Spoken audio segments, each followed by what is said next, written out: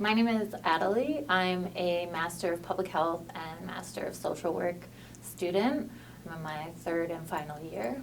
I'm currently working with Dr. Jessica Elf in the Department of Environmental and Radiological Health Sciences. We're collaborating with researchers in South Africa from the Perinatal HIV Research Unit in Johannesburg on an air quality and cardiopulmonary health project studying the differences in impact for people living with HIV and people living without. Typically, this research is done in high resource settings, so testing this kind of research methodology in a low-income rural area of South Africa and the Northwest provinces.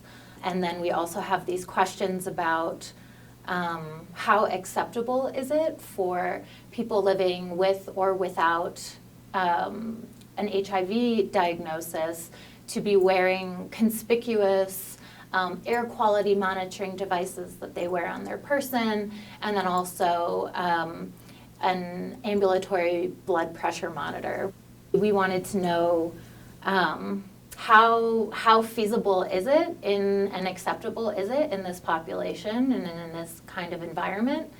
And are there differences in attitudes around wearing this personal monitoring device equipment between HIV positive and HIV negative populations? And then also they have to wear it for 24 hours 2 times. And so is there any difference in attitudes between the first time someone has to wear it and then the second time when they have to do it again? I think it is this very complicated, evolving area and trying to understand how do we bring in participant voice, how do we incorporate their expertise, and how do we make our research methods responsive to the needs and specific circumstances of individual communities. So we're very lucky to have an incredible research team in Matlosana, our site in South Africa. And so Jessica and myself collaborated with our research team, our local research team, to create a questionnaire asking people about their different experiences. I think trying to always be skeptical of myself and my own intentions and the way that I'm presenting my ideas is really important, while also trying to stay engaged in the work, committed to what I'm doing, and like holding the belief that like the work that we're doing is important and meaningful.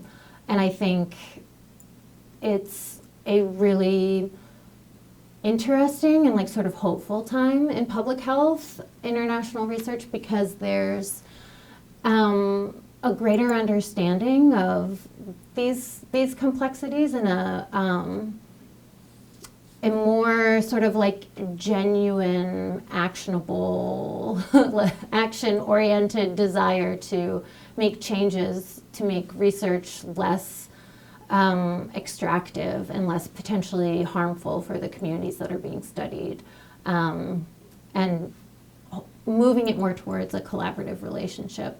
If you're doing international research or working internationally at all, it's important to have connection to the community that you're working in.